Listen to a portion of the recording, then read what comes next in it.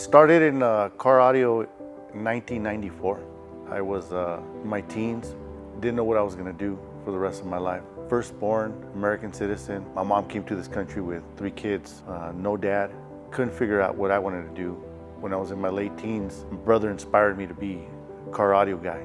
Grew up in Southern California, lots of music, surrounded by music my whole life, every genre you can imagine. And as a SoCal kid, I didn't know what was coming. I didn't know this was gonna happen. But I worked hard as I could. Unfortunately, when I started getting heavy into car audio, my brother took his own life. But he still inspired me to be who I am today. He gave me that love for the music, just feeling immersed in music. It's a feeling that you can't get anywhere else. You can do it at a concert or you can do it in a car. But it's just a feeling you get when the goosebumps come through your body when you listen to certain music. And he taught me that really early on. He was a big bass head. He liked lots of bass in his cars. I still follow that every day. 29 years later, here I am, immersed in car audio, having the ability to do whatever I want with everybody's project, buying some of the best equipment money has to buy, working on some of the coolest cars. Where do I go from here, right? I want to be the top. I want to be number one. This is my story and how I'm going to get there.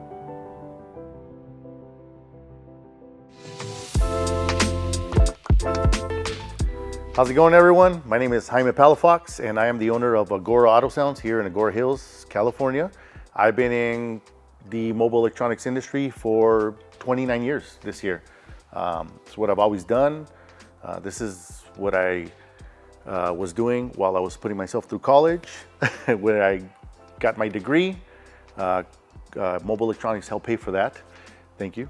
And thank you for watching. Thank you for taking some time out. I know some of these videos could be long and boring. Thank you.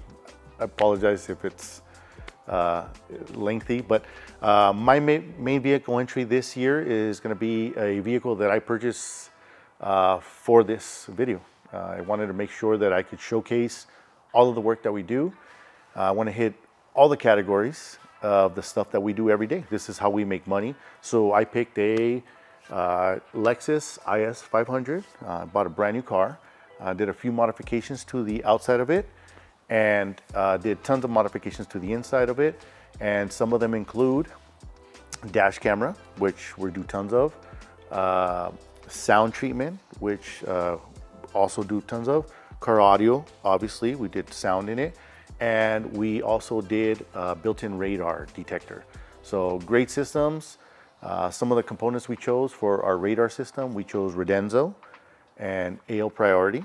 And so you'll see the process of what we did, what it took to get this installed correctly. There are a bunch of different little details that we do that other shops don't do. And me as an installer, I like to see the work firsthand. Most of these installations, I may have an installer here or there do the installation, but in this particular one, I did everything from radar to sound treatment to wire runs, installation, everything, fabrication, everything was done by me.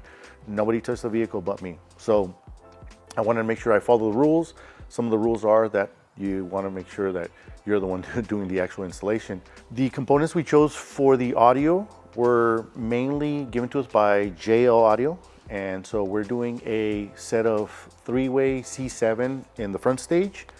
And this car only has a middler on the dash, which is a 3.5 inch with a tweeter. And it has an 8-inch in the door. And Mark Levinson is the company that makes the sound system for these vehicles. And there are a couple Mark Levinson systems. This one has the higher end one because it is a 500. The IS350 has a lower line system, less speakers, less power, but the amplifier is located in the trunk. We're gonna leave it in the vehicle. This vehicle has a couple of challenges in it, and one of the major ones is that it has a Mark Levinson, which means that it has filters, equalizers, crossovers, all set up from factory. So they don't make an interface for this, Pack Audio, Nav TV. Nobody makes an interface for this vehicle. They make them for other cars, which makes seamless interfacing. In this car, they make nothing. So last year, or actually this year, I took a training course from MSC, which is Audio Tech Fisher products. And one of the products they sell is Helix. And Helix makes a great processor that allows you to correct some of these problems that we have. So we want to make sure that when we're interfacing the car, we're doing it correctly, right? Because the car has filters for a 2C tune, right? All-pass filters for a 2C tune. Some of them have cone filters. They are fully equalized from factory. The only product that I have that will allow for that correction, and my expertise has shown me, is that I have to use a Helix piece. So we chose Helix for the DSP, but we're still going to continue to use the JL Audio HD amplifiers. We're using 2 HD 604s and 1 HD 1201. That's obviously 2 4-channel amplifiers for the mids and highs, and then 1 amplifier for the subwoofers. Now we are using quite a bit of bass. I'm a little bit of a bass head. I do like a lot of bass. I want my music to sound better than factory, obviously, but I also like to get down. So I did put 3 drivers in there. It's kind of what I'm known for. A lot of people, when they come here, they say, what's louder than my 2 10s? And I say 3 10s. And so it kind of works out well, and it looks cool. I take the inspiration of the 310 TW3s from when I first got into car audio, which was installing the configuration of 310 W6s on a PPI amplifier. That's where I came from, right? My original system for me here in Southern California was Alpine head unit, MB Court front speakers, Pioneer 6x9s in the rear, PPI amplifiers, and our 310 W6s. So I kind of took inspiration from that and just all my years of experience being in car audio. Now, one of the things I've never done is install a full sound system with the same brand. It's got a full JL Audio gear, and it's been corrected by our Helix DSP, getting rid of de-equalizing the sound system and getting rid of all the all-pass filters. One of the other things we did before we started the installation, like actually blew the whole car apart. I took all the seats out, the carpet, center console, headliner, package tray, pillars. Everything in this vehicle was removed from the beginning. That was the first stage. It's all about making the car quiet. We want to make sure that we have a good platform. So by removing everything in the vehicle, we're able to access all the metal panels in the car, and we basically treated with sound shield, sound treatment. The whole flooring was done. The door panels were done, and the door panels are kind of cool because we didn't use the same product for everything. I don't really like to put a lot of foam in the doors inside because I know they get water in them. And in the doors, we used a matting that's only butyl and aluminum. And so we put it on the outside wall. That was the first stage of the door panel, or the door.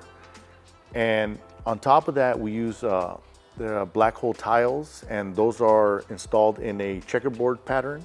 And it's really similar to what you'll find like in a sound booth, like a recording studio. You'll see like the egg carton on the wall. We know that it's going to make the car sound solid. It's going to make the speakers sound better. So we started there. We started with sound treatment first. That was the first thing. We didn't touch anything else before that. And I say we, but I really mean me. So at first I put sound treatment throughout the whole car, double layer on the doors. Again, we use the aluminum and the butyl on the outside skin of the car. And then we added the black hole tiles. And then on the skin that goes in between the door panel and the actual sheet metal, it's got full sound shield. So all of the connectors were removed from the door. We made a nice metal door panel, cut out all the pieces where the factory hardware's got to go, and then reinstalled or added the matting and then reinstalled all of the connectors, all the harnesses. Once we did that, we actually ran wires throughout the whole car. So didn't use any of the factory wiring as far as speaker wires goes. I actually ran 3 wires to the left front corner of the car, 3 speaker wires to the right front corner of the car, and then the left rear and right rear speakers are running through a passive crossover. I'm not a real big fan of rear speakers. I'm not saying I don't like them. I prefer them to be tuned down really low, just kind of as a rear fill. My main concern is that money seat, and that's the driver's seat, right? It's the customer pays us, he's driving in that seat. So it's the same thing for me. When I build something for myself, that's the money seat. So I built it for a great front stage, and I did rear speakers only as a fill. If I get passengers in the car, which I don't a whole lot, I mean, maybe my family here and there, but generally speaking, this car stays here at the shop, and it's a demo piece for the customers. I only use it on the weekends. I have obviously other cars that we can drive, but we have it here to showcase the type of work we do, right? How clean it is. We have tons of pictures of it. Everything's been documented, and it really covers all of those categories that we sell, which is, again, the sound treatment, the sound system, the security system, the dash camera, and other little LED lighting features. So this will showcase everything we do. This is the epitome of what we do, right?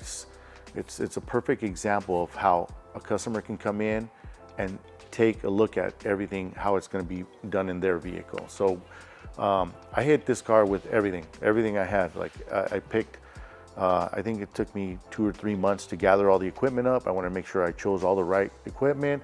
Obviously I have the advantage that because I'm a business owner, installer, I test the equipment, right? So when somebody comes in and they say, I want a set of whatever speakers, I get to listen to them. I get to listen to them before I have to buy them. So I buy them for the consumer, we ship the car, but we get to play with those products. This is my advantage. So I took all those little things that I've done for the last 29 years and put them into this car.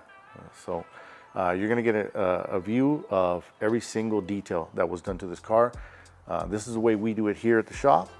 I encourage others to do it. I wanna make sure that people are putting out good work, good product, and this is how we do it. When we lead by example, right? So this is a car where we're gonna show to others, we're gonna showcase it so they can get a good glimpse as to what it is to have real good installation, craftsmanship, and sound, right? Because that's what we're doing here. So for the car, we gave you a brief summary of what was done to it, and now we're gonna go into all the details. So we're gonna start with the exterior of the car, and this car came in a color called Caviar, which is a dark charcoal, almost black, metallic. And the first thing I did is one of my friends does PPF, which is a paint protection film, and we chose to go with the matte PPF. So you see it kind of gives the stealth look on the car. And the reason we did this is we wanted to theme out the whole vehicle in kind of a stealth vehicle. The car was lowered. I installed lowering springs in the front and rear. We only went down a little bit older. I like creature comforts. I want a comfortable ride, so I only went down 3/4 of an inch in the front and 1 inch in the rear. Also changed out the wheels. This originally comes with 19-inch wheels. These are CCWs, and they are 20s. Want a little bit more aggressive look, so we went 20 by 10 in the rear and 20 by 9 in the front. And one of the cool things we did on the wheels is actually on our laser, we made these center caps here, and these are actually a black acrylic, which has a polished edge. So we sanded the outside of this, polished it up on our buffing wheel, and then we cut the inside with mirrored acrylic. So we still left the Lexus logo in it, but we incorporated the CCW. So this is a performance wheel, but we still want to acknowledge and showcase that it is a Lexus, okay? Obviously the car was tinted. It's something pretty standard in California. We tint all our cars. It is a ceramic film. And then the exhaust was installed. It's just a catback system, so it's still gonna pass smog. You know, California laws are pretty picky. So we did a simple exhaust, nothing crazy. Give it a little bit better rumble. Then all the emblems were painted in gloss black. You can see the 500 there. I removed the IS. And then the emblems and the taillights were blacked out. So you can see it's kind of got that stealth look all the way through the whole vehicle.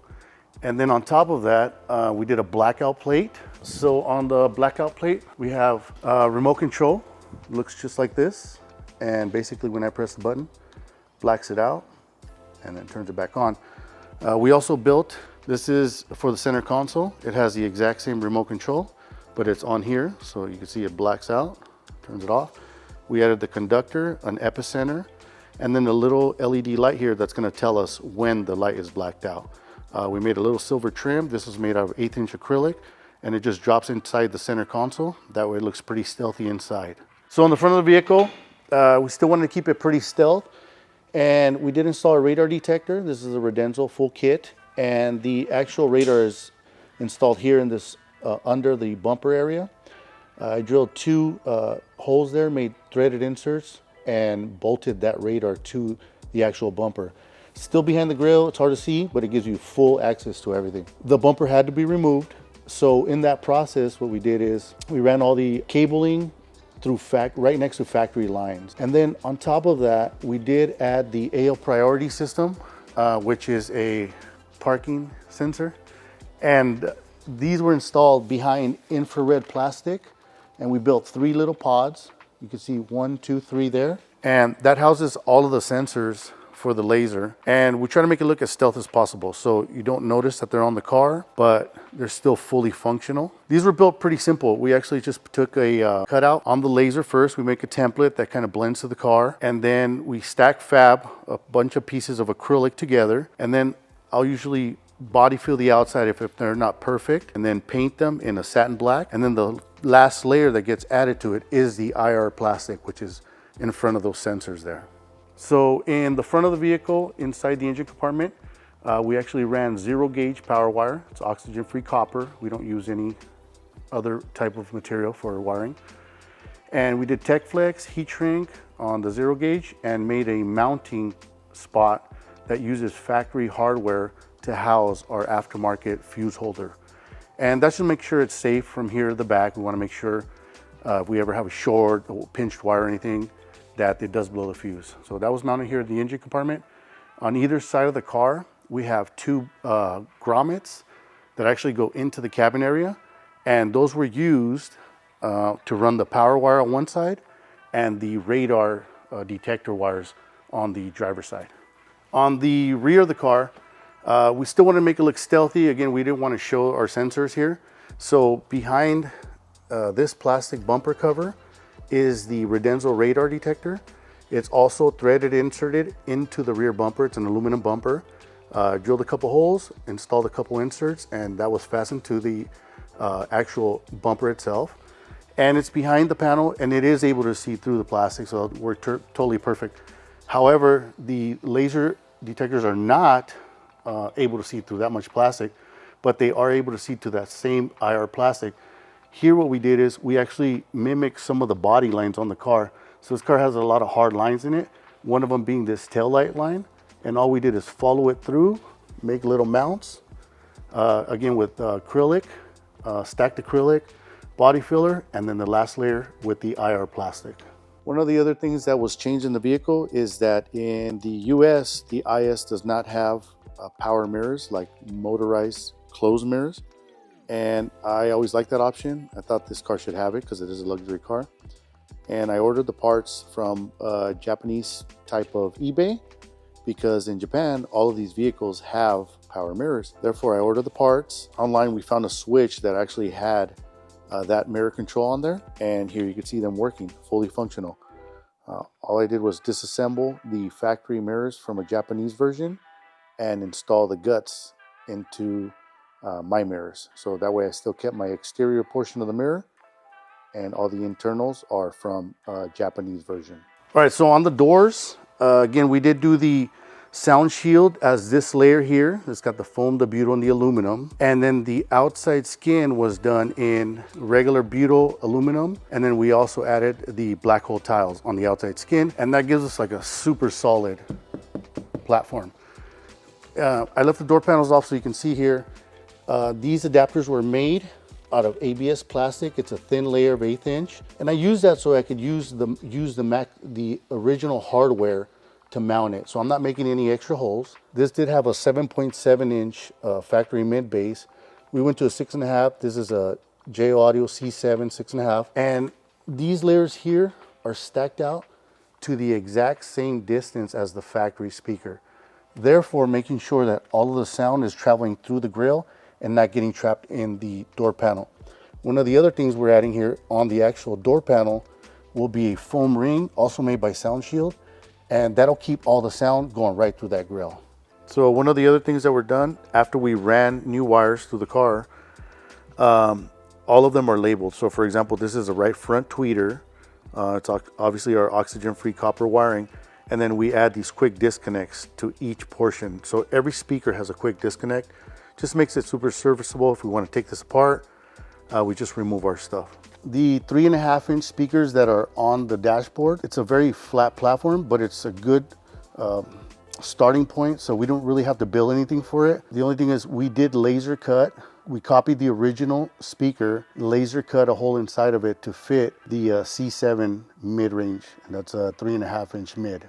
And it was just adapted to fit. It uses the original hardware, but we did run new wires to it, but it looks like factory. So very, very stealth here. So here in the center console, I installed the Redenzo RCM controller, and I actually disassembled the factory heater and steering controls. And I was able to drill out a bunch of the plastic behind it, and I simply made a laser trim as a template and then routed this out to make sure that it looks like original. So here in the center console, we built out of 1/8-inch ABS plastic, the little platform that you saw, and that has a controller for the blackout plate, the conductor, which is hooked up directly to the DSP, and then the epicenter. We made a little silver trim around it, but this basically makes it fully stealth. Like, you really can't see this. When this is closed, it's gone. And if we ever have to have access to any of the controls, they're right at your fingertips. But we wanted to keep the car looking pretty original. Nothing super crazy here. So for the front tweeters, we actually made cell panel mods because this is originally a 2-way system. We're installing a 3-way component set. So on our laser, we made rings that match the original, the C7 tweeter housing with its respective wire holes here. And we make a little center template here that houses our laser, okay? And this little laser will allow us to pinpoint where the axis will be on the speaker. So one of the things I really believe in is that you should put tweeters on axis if you can. So this is our little tool that we use when we do these installations, when we get a high-end sound quality system. Make sure we have these tools handy. And one of the coolest things is when we place them in the car, we're able to make the speakers be perfectly symmetrical. And one of the things I like to do, here, watch, if you record over there, I like to place the laser right above that B pillar, right just above that seat belt. And that makes the speaker look really, really good, and it sounds amazing. The back speakers were left alone. We pretty much just populated what was missing there when we removed the factory sound system. So we added a set of C1 components, and it's just a rear fill. It's a tweeter and a 6.5-inch. Again, we made speaker adapters. They're custom made. We always make them here in-house. We don't buy plastic ones. We actually build them because they make more sense. It fits the vehicle and it fits the speaker perfect. And we use different brands of speakers. Therefore, one adapter is not going to fit all. The tweeters were mounted in the factory locations. We did almost no modifications to that because it fit perfect. The 6.5 adapter was made here, and then we also continued the sound treatment on both skins of that back door. Along with sound treating the whole vehicle, this is the headliner area, the floor pan, door panels, the package tray. Under the actual cardboard that's on the package tray, we added a couple other materials that we like to add. And this is a big pillow, so to speak. And usually you'll find cars that have them factory. We just added more because obviously we're putting way more bass than it had. It had 1 8-inch subwoofer factory, and now we're adding 3 10-inch. So we're obviously gonna get more rattle back there. So we like to add this pillow. I think it's Ballistic is the brand that we use for that. And I picked different companies for different product because some of it works better than others. One of the other things that was added on the package tray on the deck lid is another material we call vibro foam, and this is a foam that goes under the actual material, so under the cardboard, and it's just another layer of sound treatment that we use because when we have cars with big bass, we want to make sure we keep them nice and quiet, nice and tight inside.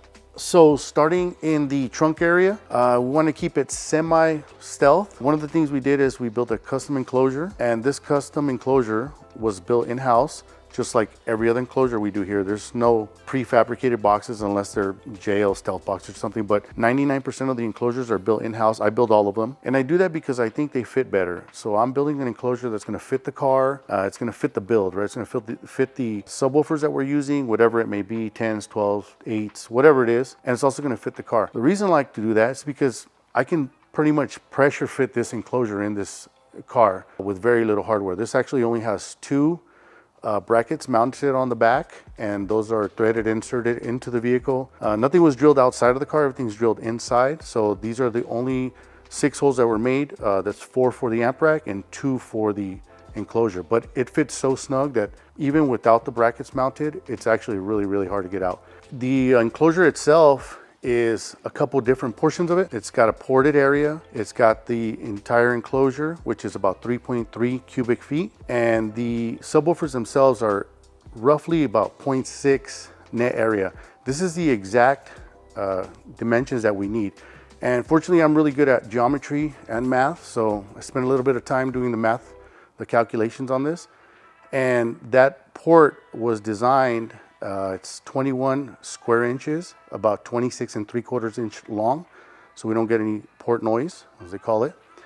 And the cool thing about that port is instead of making it out of just like a rounded tube or a regular MDF, I actually made that out of the same material that the enclosure is made out of. That's Baltic birch, Russian Baltic birch. It's the only wood that was used in the whole vehicle.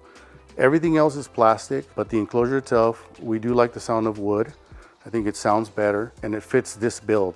So again, that's a 3.3 cubic foot enclosure, and that's displacement of that port area is about 0.6. And when you calculate it all out, then you get about 0.6 per subwoofer. Those are pretty exact dimensions. I'm really good about being accurate on enclosures. I think that's really important. I don't do any prefabricated enclosures for that reason. I think everything is more precise, it sounds better, and when you build it correctly, it's probably going to sound better than your average prefabricated enclosure. Along with the port being wrapped in the laminate, that port is actually made out of the same material as the enclosure. And what I did is a technique here called kerfing. I'm sure you guys have seen it. And it's basically where we just cut a bunch of little notches that are really close together, roughly 1/2 inch to 1/4 inch even. And that made the bottom area of the port flexible. So I actually took the material and I flexed it into the shape that you see in the back there.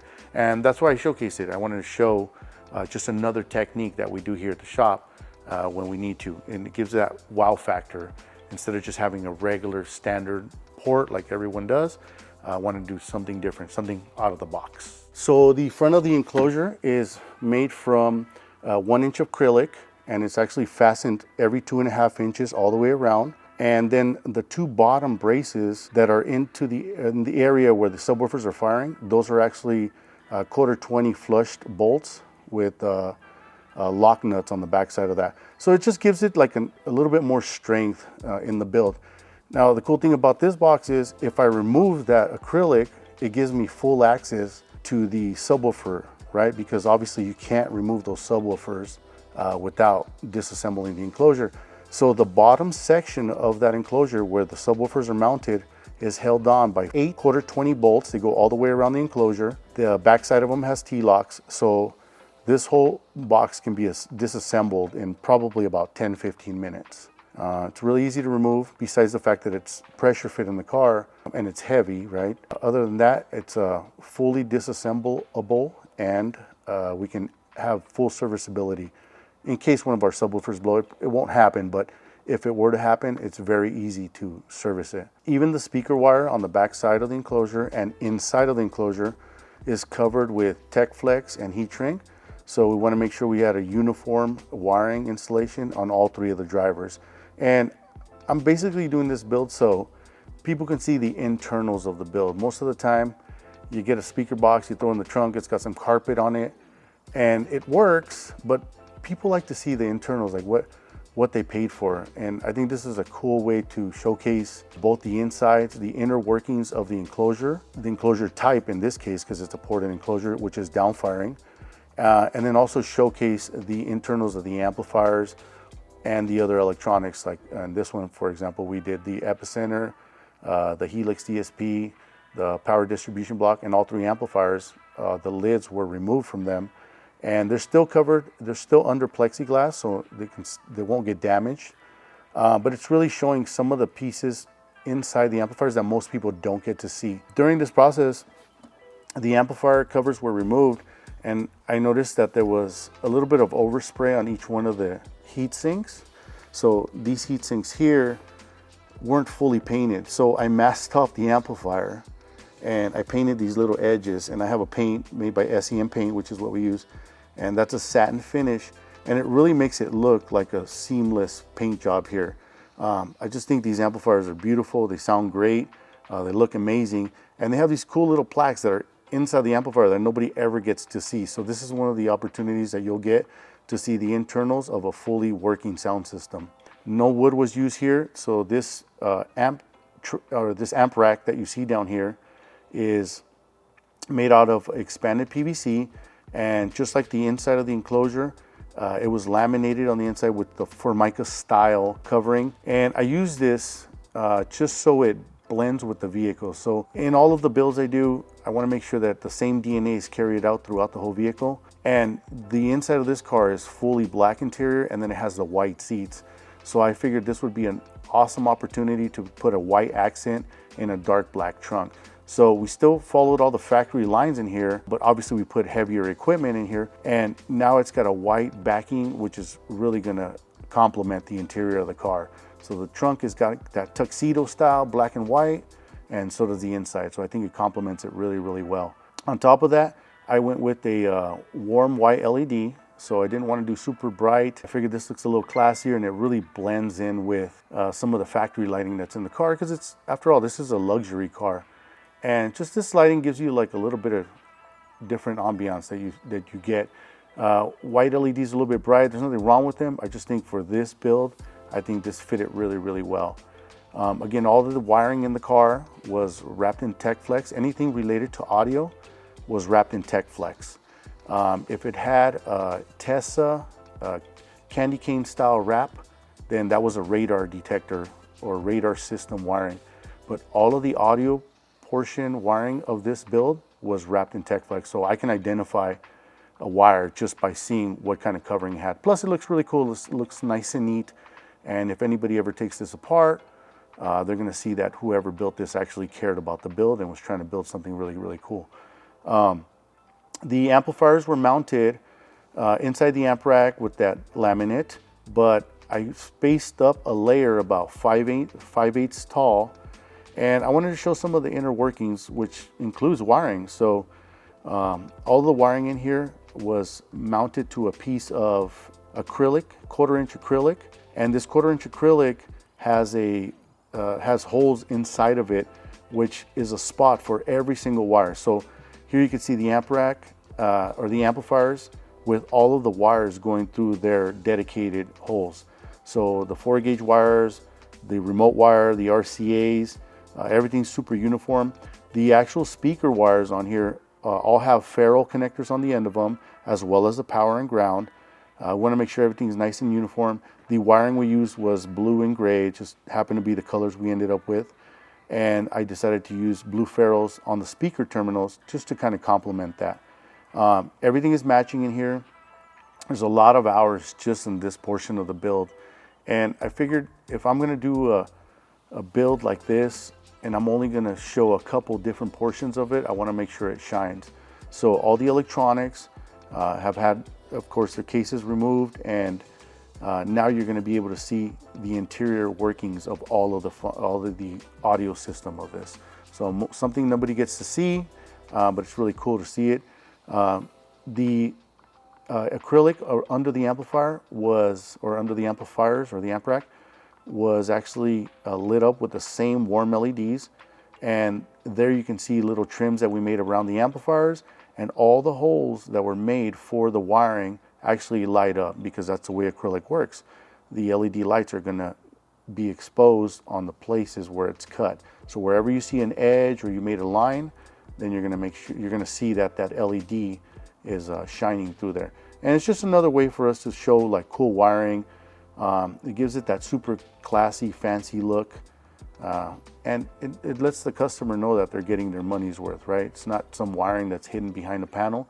It's something that they're able to see. They're able to see all the inner workings and where their money went when they bought something. So I think this is pretty fitting to the car. Everything was finished off in a similar trunk liner, and all these covers were made to make sure that the car still looks stealthy. So when the car is going in for service, everything's going to have a panel on it. Nothing will be exposed. And when we really want to show the interior of it, we just remove these couple panels here. And now you can see all the cool equipment, all the cool electronics that are below it. So one of the other things that was installed here is obviously we wired the LED lights in here. And one of the things that I do all the time is I connect the LED wire or the LED lights to the trunk light. So whenever they open the trunk, the lights come on, and when they close the trunk, the lights go off. This ensures a couple things: make sure the customer doesn't accidentally leave his lights on, but also gives it that cool effect. You don't want the lights on at any time, only when you're showing the vehicle. So by attaching these lights to the trunk light, make sure that the car's never going to die, and they have a cool showpiece every time they open their trunk. The actual amp rack itself was mounted with ABS mounting brackets. So these we bend on our plastic bender, and we attach them to the actual expanded PVC. They're made out of 1/4-inch ABS plastic.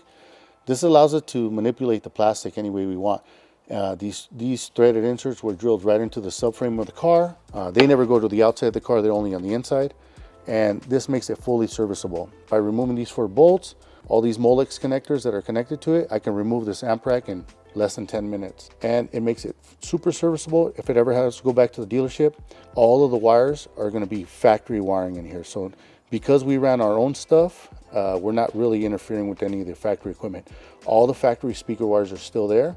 We can always go back and put the original speakers back in the car, and the amplifier will continue to play, because the amplifier is actually what's inputting into our DSP, so it's going direct.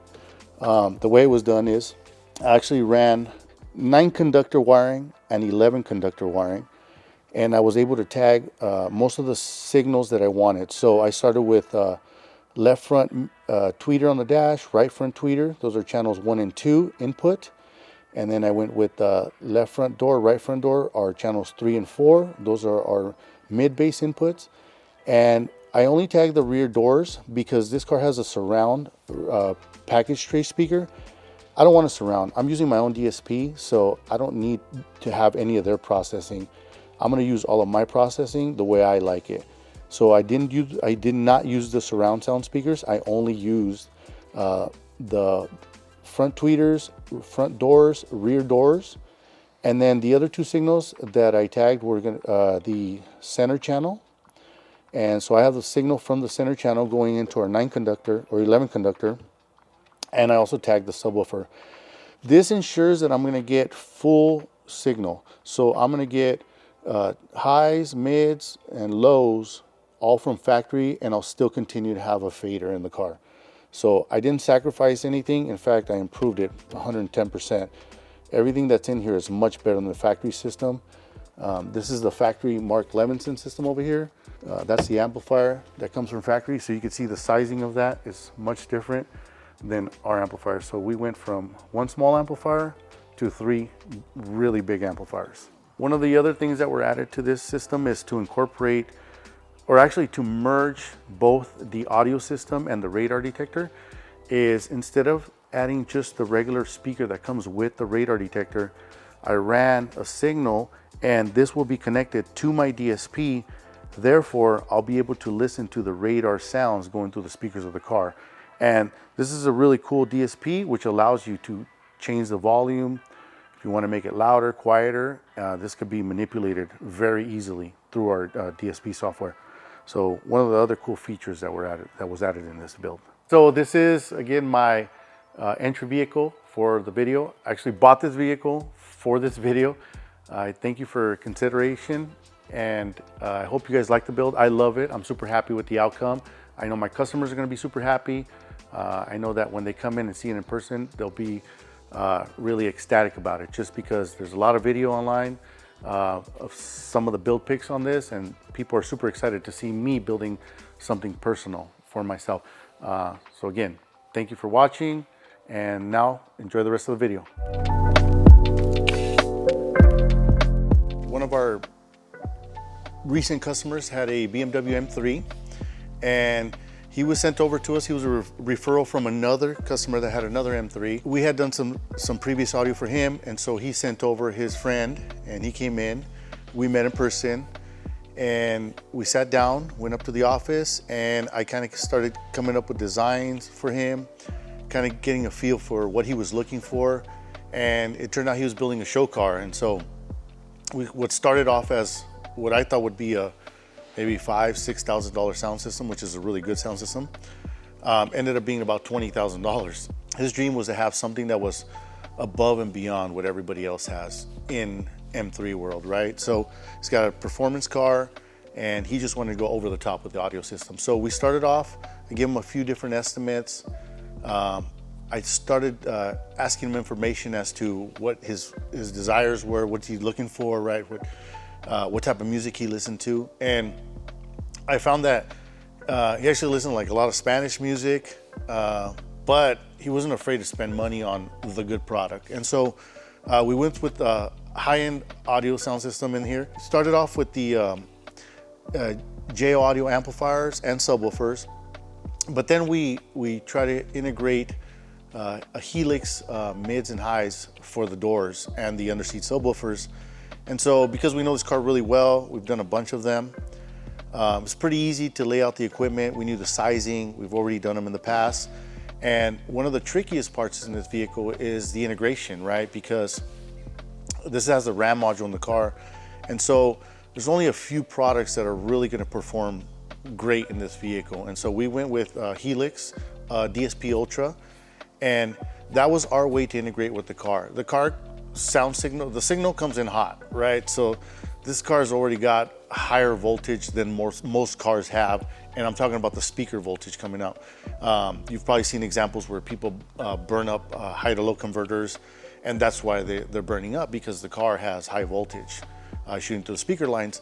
So one of the ways we resolve that is by incorporating DSP Ultra from Helix, and that has the ability to accept high input, like super high input.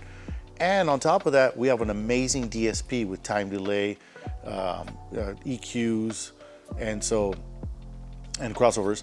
And so we're able to integrate this really nice sound system to an even better one.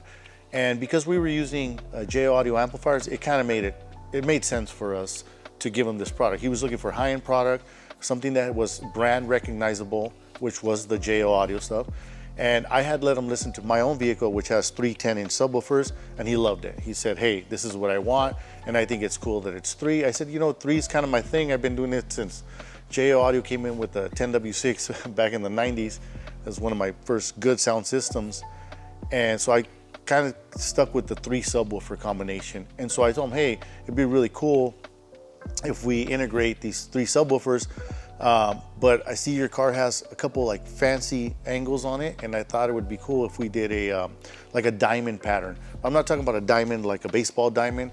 We're talking about like a diamond ring diamond, like a princess cut diamond. So what we did is we ended up putting 3 subwoofers along the back wall because he really wanted to show them. He didn't want to hide them.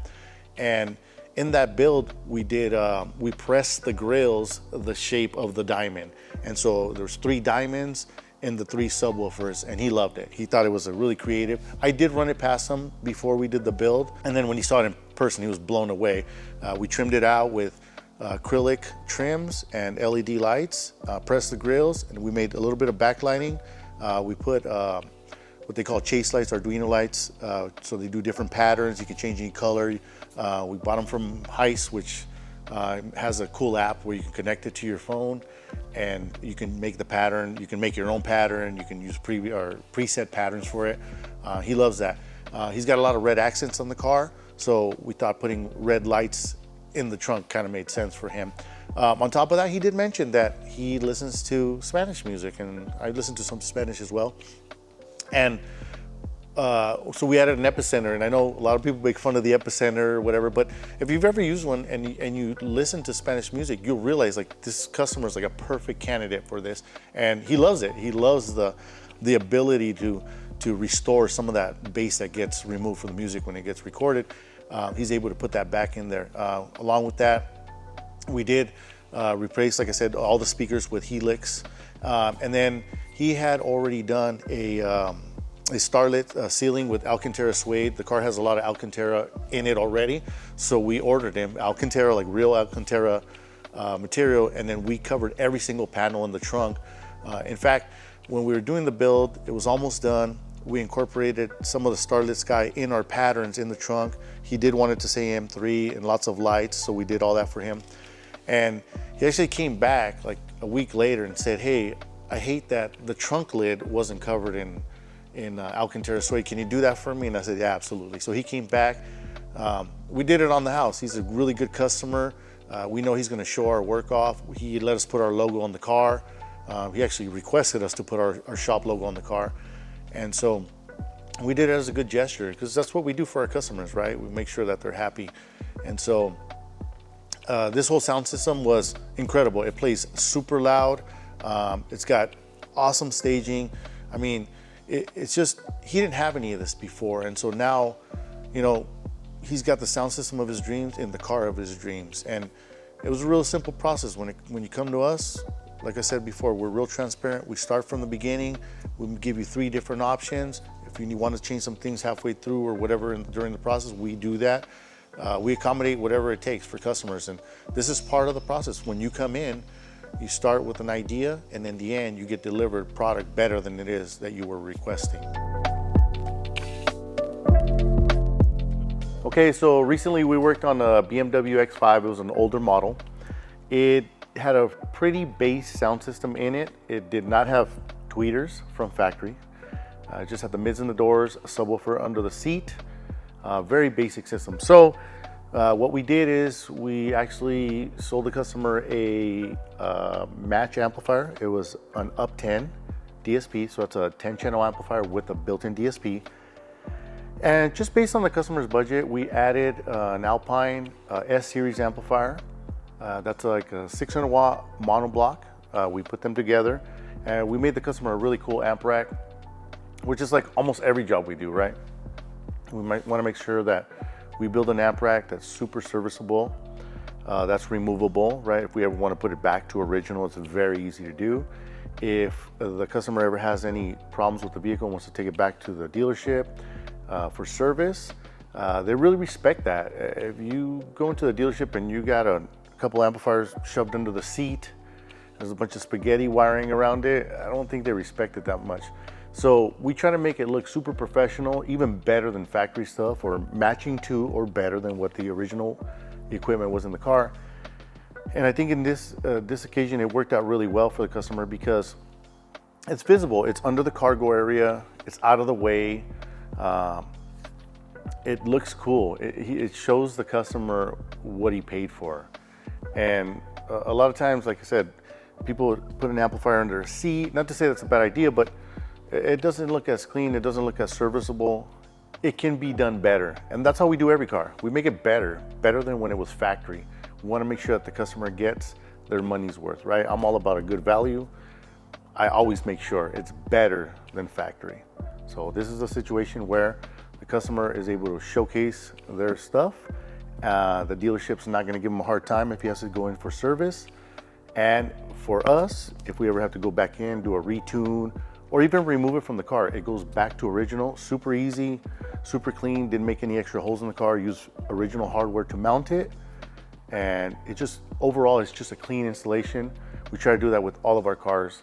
Every single build that we do is done that way, and it's done that way for a reason. We want to make sure that the customer knows that we care, that whoever did that installation cared about this car, cared about the product. All right, so for one of our troubleshooting, I'll give you a few examples. Recently we had a Rivian come in. We had done a sound system in this Rivian about a year ago, and everything was great. Up until recently, the customer told me that he was missing some of the instruments in the music. And so we had him come in, we took a listen to it. He played a couple tracks. I was not familiar with the tracks he was playing, so I played a couple of my own tracks, and I did notice that there was a little bit of quietness in some of the instruments. So what I did is I took some of the tracks that the customer had and was complaining about, and I just basically put on like my headphones, right? My Beats headphones, I put them on, and I was able to identify where the instruments were, right? We can tell that the guitar was playing on one side, but when we played it in the vehicle, we noticed it's pretty faint guitar. So he had a Helix DSP in there, and that has an analyzer in there, an audio analyzer. And so we noticed that there was music playing through every channel of the DSP. So we knew it was getting its input. We knew the amplifiers didn't have a problem. We went through, we tested all the amplifiers.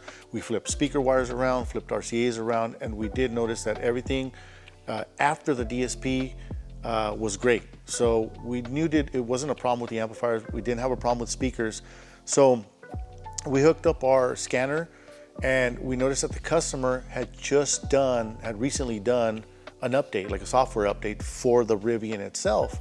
And so we asked him if he had rebooted his system, because we noticed it just had different information when we initially connected to it. It was a little bit different. So the customer said, hey man, I'm an IT guy, you know, it's normally what I do. I don't think it was rebooted. And so it was a really simple fix, but it took us a couple hours to get there because we had to make sure that it covered our end, right? Make sure it wasn't something we had done incorrectly, or you know, something that was damaged in the process, or a defective product. And so once we did a reboot on the vehicle, it was 100% fixed. We noticed the guitar sounds came back. We were hearing exactly what I heard in the headphones was now playing through the vehicle. And sometimes it's really simple to troubleshoot. Most of the troubleshooting I do is from experience. I've been doing this so long that I know what works, what doesn't work, how it's supposed to sound, how it's not supposed to sound. And so I think just from experience, the troubleshooting portion of my job, it's pretty easy, it's pretty straightforward. I have a certain set of, I have a list of things that I knock off to make sure that it's not something else, right? It's not faulty equipment, faulty installation, or something in the tuning. So we're able to check all of these things. Just two simple tools. We use the audio analyzer and the DSP and our scan tool. With those two tools, we're able to troubleshoot this thing, and we got the customer happy out of here in a few hours. And didn't cost them any money. We did it as a courtesy because that's what kind of shop we run. Want to make sure the customer's happy. So we charged the customer nothing. We did spend a few hours on it, but we learned a lot from it. And for the next time we do another Rivian, we know that these are things that can happen, and they probably will. So we just have to be aware of all these things, and it's part of the troubleshooting game. It's take the good, the bad with the good. That's how it goes. Another troubleshooting example for us was recently we had a customer call us up and tell us, he was basically explaining to us that he had a little distortion in one of the speakers. And so the customer listens to pretty heavy metal stuff. And so he came in and we took a listen to it. And I mean, he was right. It was a little distorted. He thought he was hearing it on the left front speaker. I jumped in the vehicle, realized that I was hearing it on the right side. I was like to get a second opinion, so I brought one of my installers in, sat him in the vehicle, played a couple tracks, and we didn't notice it was on the right-hand side. Now, this customer had his system for almost 2 years now, so we did that a while ago. He has all good equipment. He was using a JL Audio VXI 808, so it's an 8-channel amplifier by JL with the built-in DSP. Great amplifier. Haven't had a whole lot of issues, actually almost no issues with all of their VXI line.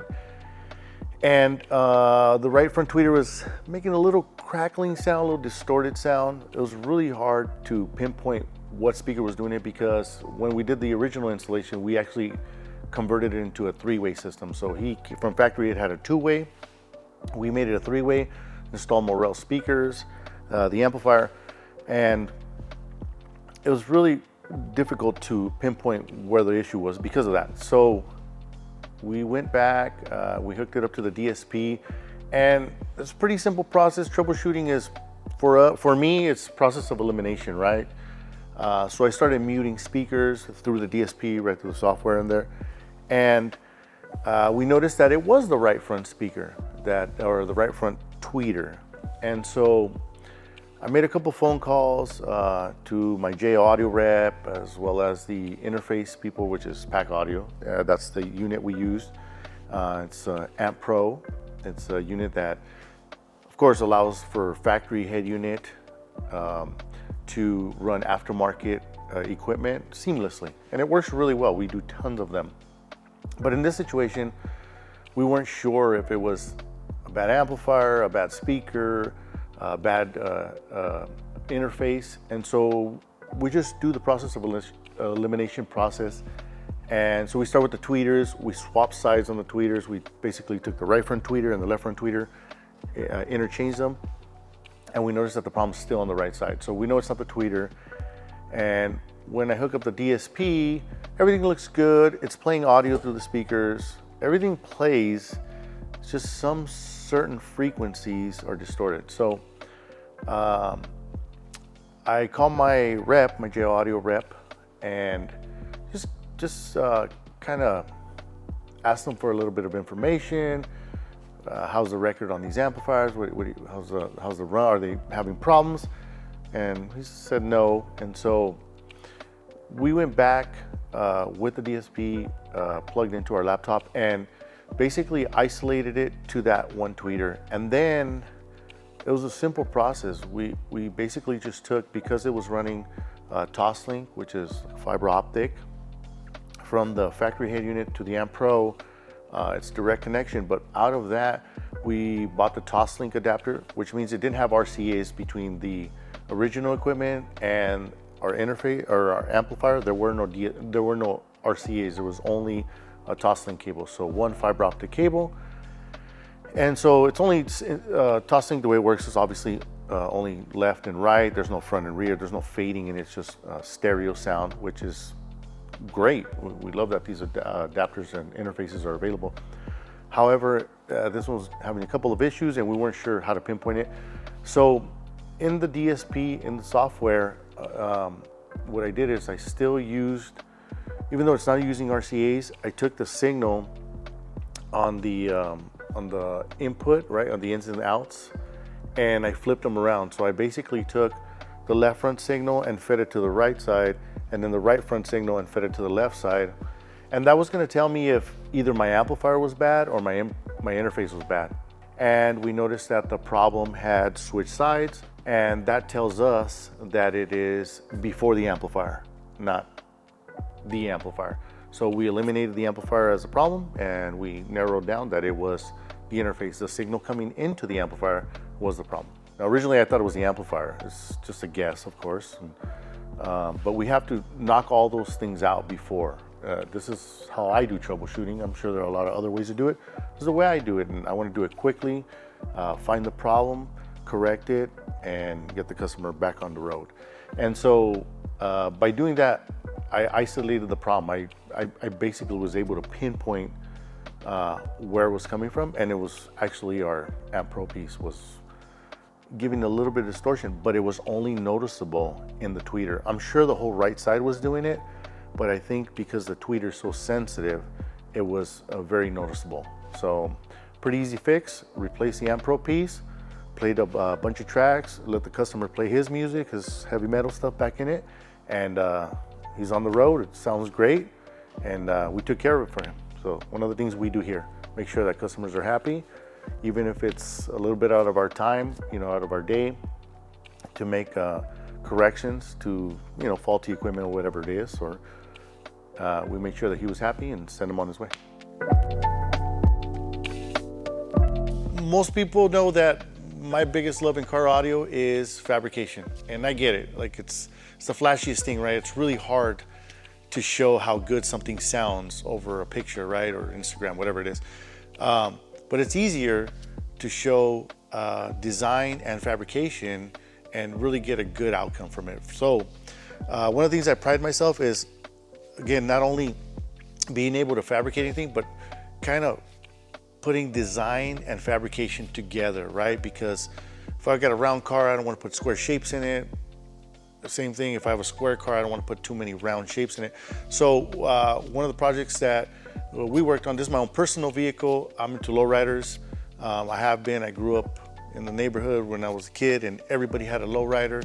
It's kind of part of our culture a little bit, and so I got into it when I was young, but I really didn't have any money. As I got older, obviously, everything that my mom taught me, if I work hard, I could have anything I want. So I started buying cars, and one of the things I bought was a 70 Monte Carlo, and we show it. We've won a few trophies with it. We won a lot of first places with it, and one of the things that I do pride myself in, especially in this vehicle, is it's not only the fabrication portion of it, but just the design that went into the car. So lowriders are known as kind of outrageous paint jobs, right? There are lots of chrome on them, metal flake, jumbo flake, chrome undercarriages, hydraulics, big sound systems.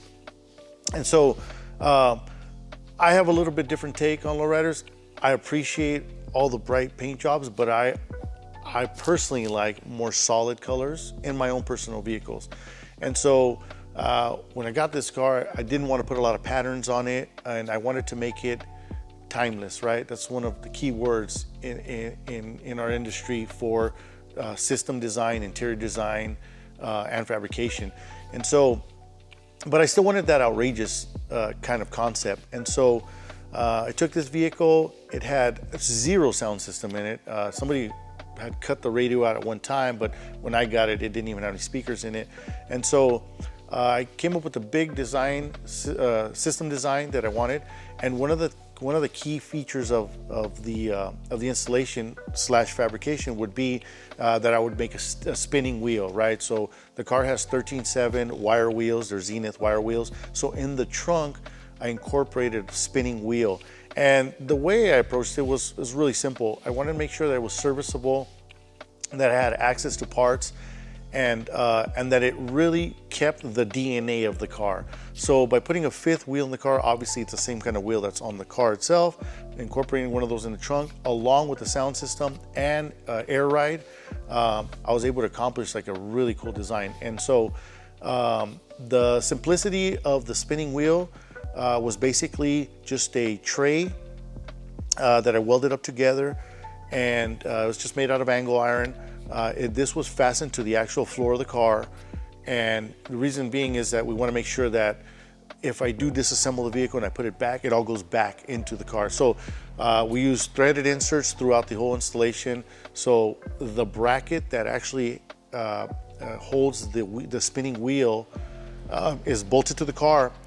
And in that bracket, there's a couple things that were incorporated in it. One of the parts was a spindle that was the same bolt pattern as the car. So I believe I got it from like a 99 Dodge Dakota. It has the same bolt pattern as the car. And so I was able to put the wheel adapter on it, and that made it spin. But I wanted to spin on its own, right? I didn't want it just to be spinning by hand. And so I own a Chevy Silverado as well. And that's obviously we can get parts for Silverados. So I took a power window motor from the driver's side, and I incorporated that into the bracket that I had welded up for the spindle. So now you have a Dodge Dakota spindle being spun by a power window motor from the driver's side power window on a Chevy Silverado, which is 2005, but they made these trucks for 10, 15 years. Same part. So this part was like it was kind of like the center attraction, right? And I'm a master at making your eye get attracted to a certain part of your vehicle. So whenever I do a build, I make sure that I have a focal point, right? Some focus point. And so that was going to be it. So along with the spinning wheel in there, instead of using an actual tire, we decided we want to make the white wall light up. And so we thought that was a cool effect that it would give to the actual presentation of the tire. So I made a fake tire. It's not a real tire. In reality, it's just an illusion. The wheel is spinning, the tire is not spinning, it's not a real tire, and it's got a white LED that's mounted behind the white wall that was made out of acrylic. So we made all this on our laser. All the layers were made, and then I body filled what needed to be body filled to the vehicle. And I used a lot of the same materials that were used in the interior. So eventually we will build the whole interior of the car, but for now we decided just to focus on the audio portion and the trunk along with the air ride. So the side panels of the trunk are actually fake panels. They have two inserts that follow the same DNA of the interior. So you'll see it's got some lines that go up and down. Those are to mimic the door panels of the car. And so I want to keep it, it's still a 1970 car, so I don't want to put anything too modern in it. I know a spinning wheel may be, but the fact that it's a wire wheel kind of goes with it. Once we got the side panels mounted, I realized that I had some space behind the panels, and I had already wanted to put to install an air ride in the system. So on either side of the trunk, it's got two panels that give you access to two 5-gallon tanks. So it's got one 5-gallon tank on each side. It's got two solenoids on one side, and it's got two compressors on the other side. And these are hidden. I didn't want to showcase the air ride. I wanted to, number one, I didn't want to show it mainly because the tanks weren't brand new. There's some tanks I had used in a previous installation, so they weren't perfect condition. So I didn't mind hiding them. And then on top of that, I wanted to keep the compressors very quiet. So I left the compressors behind the panels, still with full access, but it really allowed us to kind of hide some of the equipment we didn't want to showcase. I'm an audio guy, so I want to showcase what I do. Even though I did install the air system, the air ride in the vehicle, I still want to showcase what it is that I do, right? What my specialty is. After we did that, we actually took the emblem and from the grill of the vehicle, and we blew it up, and then we realized that it had a lot of details in it. It had a helmet in it with the crest and like a little shield, and in the helmet it said 1970 in Roman numerals, and we thought that was amazing. I had never looked at it that close. From that point, we actually took that design, we moved it to CAD, and then printed or cut pieces of mirrored green, black acrylic, and then put them together so they kind of made the actual Monte Carlo logo in the front, and then we made sure that you could see those 1970 letters on there. So generally we go to shows, we win because we have little details like that that most people overlook. Even people that have owned the car for years don't know that it has this. With that, we wanted to show obviously the subwoofers, the equipment. So we have 3 subwoofers, kind of the combination that I'm kind of popular for doing, right? 310 TW6s in an ported enclosure. Also use some of the white LEDs that we had used on the tire on the sides, on the vents of the enclosure, built to spec.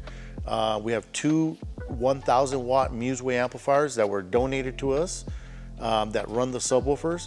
And then behind or next to the emblem, right, the crest, the logo, the Monte Carlo logo, we press the grille that kind of gives accents, and it lets the bass come out of the car, right? So we want to make sure that the subwoofers are able to breathe, right? We don't want to constrict them.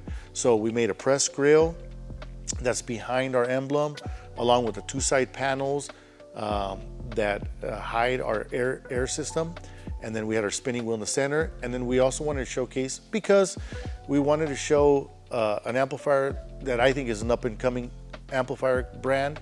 And so we wanted to showcase some of the cool features they had, like just a USB plug-in Bluetooth, right? Most of us are using Bluetooth. This is an amplifier that takes a Bluetooth chip. So we thought that was really cool. I did not want to put a radio in the car.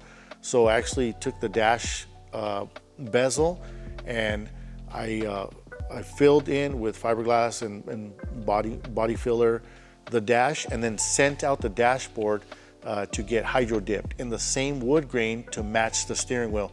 At the same time, I actually incorporated a display, a DRC, for those amplifiers, so I can control the volume, the bass control from the actual unit. It's only a small little unit. And I was kind of trying to do that because I do a lot of classics, so I think it made sense to not have a big modern radio in a classic car. It's a small display which has full functionality, Bluetooth control, which is what most people are doing. Then we also incorporated a 6-channel amplifier to run front speakers active with the built-in DSP, and then rear speakers we ran off a 4-channel, all Museway and brand. And then in the floor we actually made acrylic inserts that kind of surround, and then filled them with LEDs. And then because the car is green, we made everything green. So all of these design cues were taken from the car. It's not something that I created out of thin air. It's DNA that I pull off of the car. So I'll usually walk around a car, if it's a classic, something that has style in it, and I'll incorporate all of those elements back into my installation so it looks like it's part of the car. I don't want it to look like an old car when it's a new car, or vice versa. I want to make sure that all of these design aspects flow with what we're working with, right? And on top of all that, all of these panels in the trunk are 100% removable. Everything is, like I said, threaded insert into the trunk. It all has a spot. So you place it into the trunk, bolt it in, and every single time you have to service it, it all comes apart, goes back together. Amplifiers are fully removable, same thing. They have quick disconnects, which makes the amp racks removable if we need to service those. Subwoofer enclosure, same thing, is bolted into the car for safety, obviously.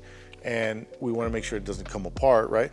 Always goes back in the same spot, but the full enclosure, everything in the trunk is 100% removable, serviceable. We can put it back in the car at any time if we need to do some work on the car. We're able to take everything out. All of those things were designed 7 steps ahead. We didn't start with that concept or just roll with the concept. We started with it. We made sure we knew that in the future, if we ever had to get to anything, disassemble anything, it's 100% serviceable. One other thing that the trunk has that's kind of a cool feature is actually the spinning wheel is actually triggered by 2 different motions. One of them is that when you close the trunk on the car, it's got a pin switch which presses in and kills power to the spinning wheel. So when the trunk is closed, the lights turn off and the spinning wheel stops, right? It does not keep spinning. And the second thing is when you do open it, it does give it power, but it doesn't automatically activate unless it was activated before. And that's controlled by a motion switch. So you basically just wave your hand over the top of the trunk hatch, and it's got an Excel part in there that's got a motion sensor, so to speak. It's a switch with a motion sensor on it. Wave your hand over it, turns it on, wave your hand again, and it turns it off. And then the third thing that was added to that portion of the wheel design is that you have a speed control. So I put a speed controller on that power window motor, so if I want the wheel to spin slow, I can make it spin slow. It's fully variable, and it's all incorporated into the trunk, fully accessible, so anybody can do it. You can reach in my trunk and turn it.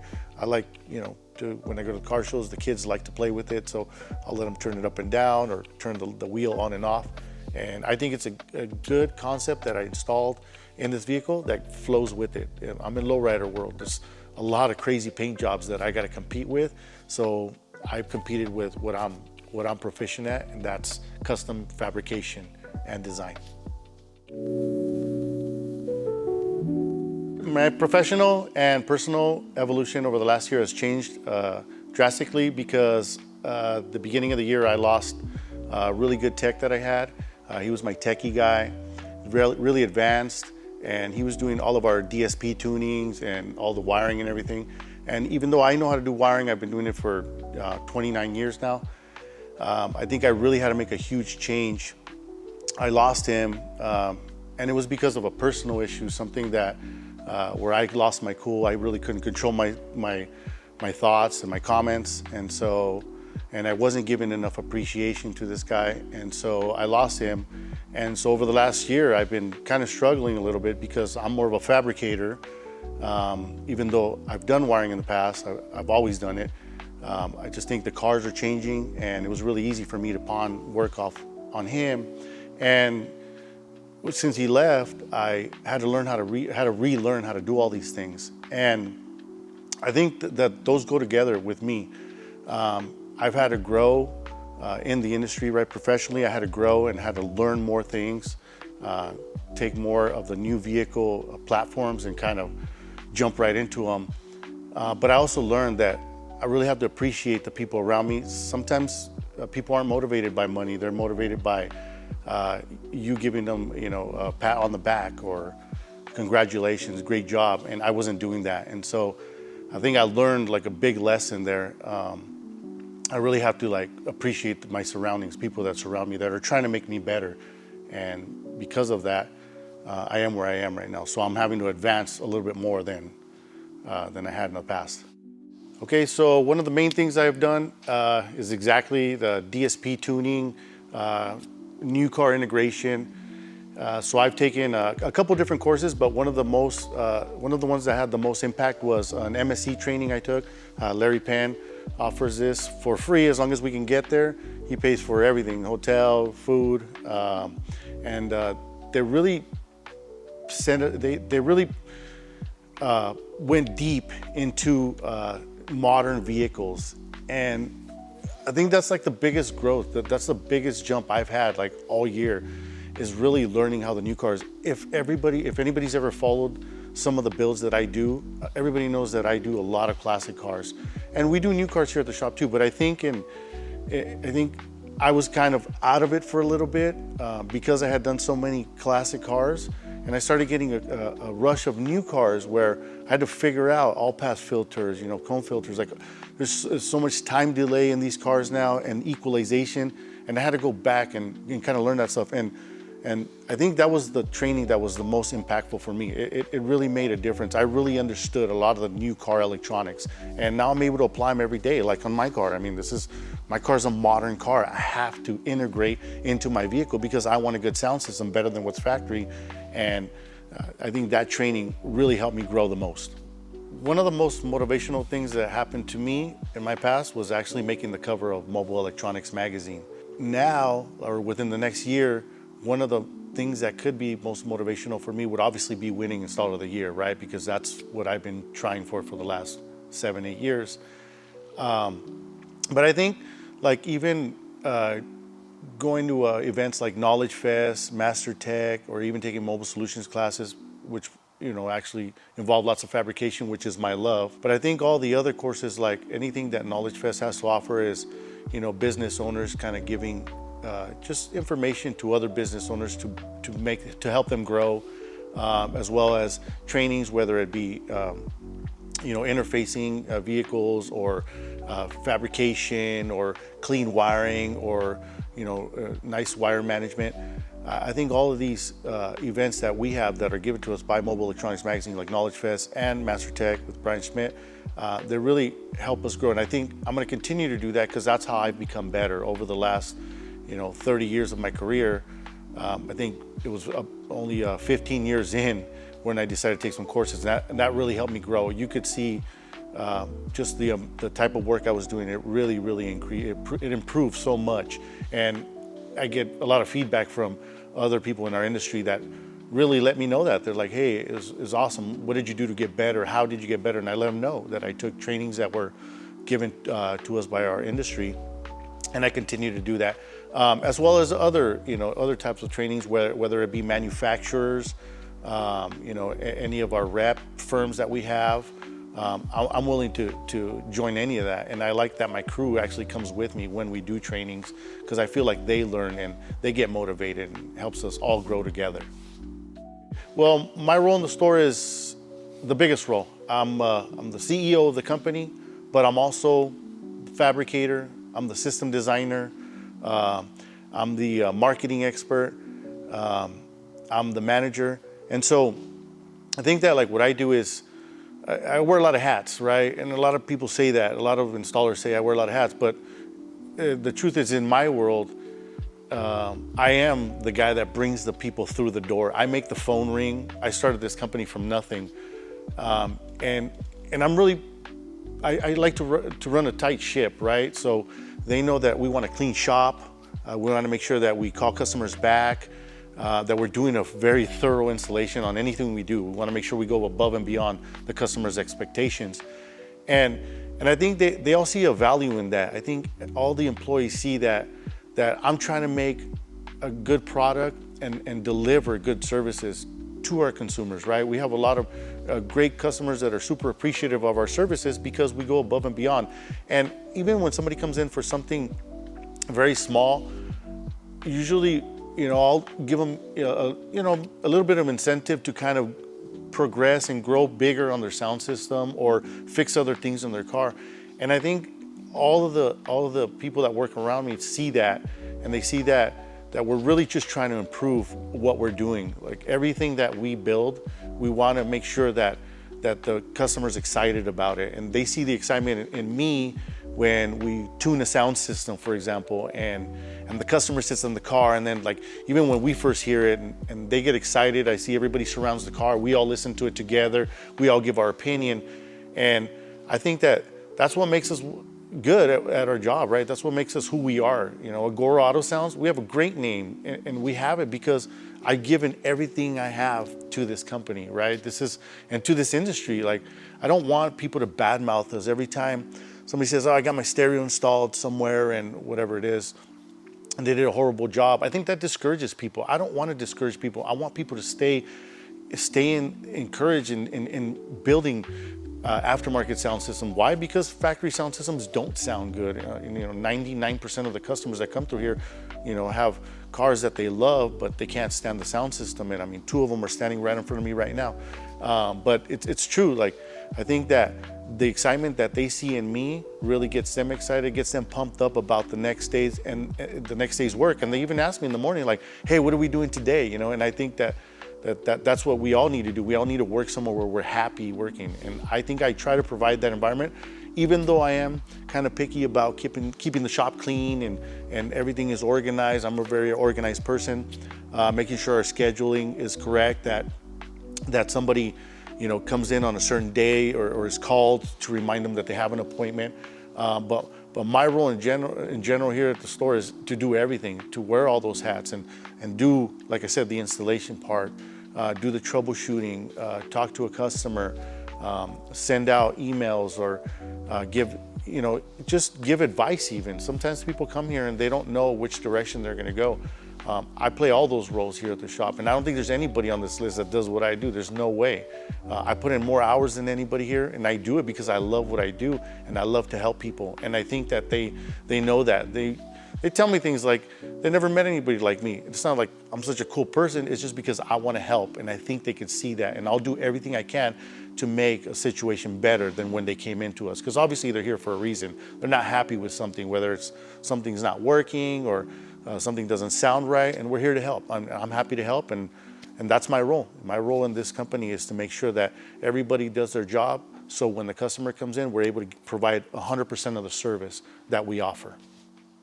So one of the roles that I play now is I'm a good neighbor. I'm a good ally for anybody that's in car audio. I get phone calls all the time or messages where people ask me how to build something, how to integrate into something, where we came up with the idea. Do I have any ideas? I mean, I help people with system designs. So I do that on a regular basis, right? But I think if I were to win a competition like this, I think I'd be probably more interested in having trainings, maybe like at Knowledge Fest, where I could put on a training whether we show people how to use our laser, teach people how to integrate sound systems, and especially like the fabrication part. I feel like a lot of people are interested in that portion of what we do. And I would love to have a class where, like, my daughter that works with me side by side every day would come to the class with us and kind of show that how we use like our machines, how we use our laser, CNC, or routers or table saws, how we use these machines on a daily basis. I think that would be probably what I'd be interested in doing. I haven't had the opportunity to do that. I don't know if people don't take me serious or whatever it is, but I think that once people see that I can teach somebody something, I think that they'll probably be willing to accept that accept me as a trainer, right? Or an industry professional where I'm giving back like all of these years of my training and learning how to do it myself. I think I'd be honored to be able to teach something where I can, somebody that's up and coming, or somebody that thinks that it can't be done, or even some of the old school tricks that I still do on a daily basis, like fiberglass that everybody hates to do. I'd like to show people how to do it. I'm okay with teaching everybody or anybody how to do any of these things. There's a lot of things that can be learned today, and I'm still learning too, but I'd be willing to give up every bit of information that I have. I mean, there's some secrets that we keep super close to ourselves, and we don't really share everything, but there are a lot of things that should be shared, and I think I'd be willing to do that if I was given the opportunity. Why should I be Installer of the Year?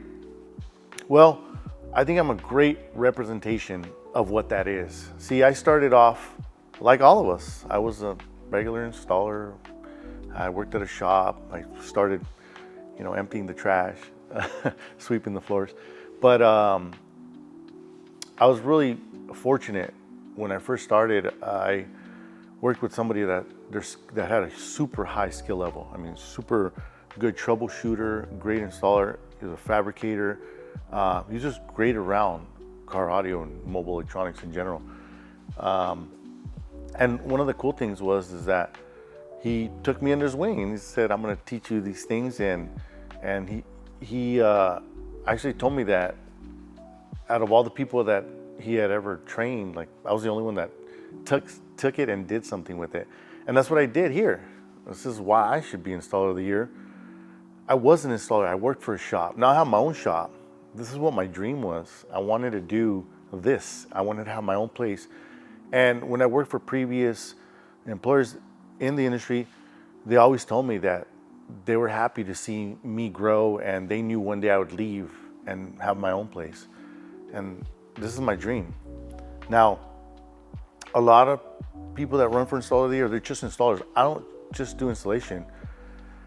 I don't have a worksheet, a work order that says install this radio, install these speakers. I actually have to bring the customers into the store. So as an installer, I'm bringing clientele to my business that I started from scratch. I take everything I know and everything I have, and I give it to this company because I want to be the best of the best. And one of the cool things is when you come here, you're going to talk to me. 99% of the customers that come through here talk to me personally. You don't really get to talk to an installer, but here you do. You're talking to the person that's going to sell you the product. He's going to design what you like. He's going to take all that information that you want, all your wants, your needs and wants. He's going to take them into consideration when he's designing a sound system. You can't get that at any shop. There's no other installer that's going to do that. Most installers get a work order and then they do the job, and they do an amazing job. Don't get me wrong, but I do it from A to Z, and that's literally. When people come here, they're going to talk to me. We're going to design the system together. If there's some specialty things that they'd like, I'm going to give it to them, because I'm not only the installer, I'm the owner of the shop, and I could do that. I have the power to do that. I want to make the customer happy, whatever it takes, and you can't have an installer that does that. So again, I wear a lot of hats here at the shop. I'm the manager, obviously I'm the system designer, I'm the salesperson, I'm the installer, I'm the fabricator, and I manage everybody else around me. Now, there's not enough hours in a day to do what I do. That's why I work 12-hour days. And there might be a lot of talented people on this list. I mean, the other 11 guys are amazing. A lot of them are my friends. And they're super talented. But the truth is that I work super hard because I love my craft. I love it with a passion. There's nothing else I'd rather do than what I do every day. I don't think they can say that, but if they did, there's nobody that's gonna work as hard as me, because I've always known, just the way I was raised. My mom told me that, if I got straight A's when I was a kid, that she'd buy me whatever I wanted. And as a kid, I wanted BMX bikes, skateboards. I love that. Those were my sports. And I knew that when I had my report card and I worked really, really hard for it, I could get whatever I wanted. And I got it. I got my BMX bike collection. I got my skateboards. I got all the things I wanted. Well, I still carry that with me today. And I know one thing, that when somebody works really, really hard, they can beat talent. So hard work beats talent when talent doesn't work hard. And that's something that I live by every day. It doesn't matter what it is. Anything that comes through these doors, I take care of it. Whether it's improving your audio, you got a blown fuse, your windows aren't working, anything. Troubleshooting, designing, I take care of all that stuff. There's not another installer that does that. And I give a guarantee. I personally give a guarantee to anybody that leaves my business, that it will be better than the day they came in. There's no other installer that can do that. And they don't do what I do. To be an installer, you have to be a carpenter, an upholstery guy, a welder, a painter, an electrician. That's what an installer is. I have all those traits. And on top of that, I know how to tune a car. I could do DSP tuning. There are a lot of installers that know how to install stereos. They know how to install speakers, amplifiers. I get it. But not anybody can tune a car after building their enclosure, after selling the sound system, after installing it. Nobody is more well-rounded than me. I'm the guy that can cover all those categories. And on top of that, I'm a really good troubleshooter. All my experience makes me good at my craft and makes me better than all these other guys. This is like the main reason I should be installed here. Not only am I talented, I'm super skilled, and I work so hard to be better every day. And I never stop learning. A day that I learn something new is a great day, and I try to have those every day. And even if it's something where it didn't go perfect like we wanted, as long as we learn from it, for me, that's making me better. And in the long run, I think that's what's gonna stand out. The installer that does for people what nobody else will do. Because before I was on this side of the sales counter, I was on that side. I'm a consumer too. I love what I do, and I love car audio. Like, I love mobile electronics. I mean, every day, I mean, I deal with it, and I see new product coming out, and I get so excited about it. And it just makes me feel like I'm doing the right thing. This is what I was born to do. There's nothing else I want to do ever in my life except this. Even when I retire, I'm still gonna do it. It's just what I want to do for the rest of my life. Nobody else can tell you that. And nobody else is gonna put in the hours. Nobody else is gonna put in the work. Nobody else is gonna train themselves and invest in themselves as much as I do, because my heart is here. This is what I love. And I try to be a good neighbor to everybody. As you know, a knowledgeable, I'm 29 years in. I'm pretty wise now. I have a lot of experience. 29 years of experience. Is there somebody else on this list that has more than that? I mean, let's see. I mean, this is what I have. I'm not the smartest guy, but I have thousands of hours in experience. And you know, they say, I live by the 10,000 hour rule, right? If you put 10,000 hours into anything, you'll be really good at it. Well, you know what? I got 30,000 hours. How good am I gonna be today? And tomorrow, I'll be better.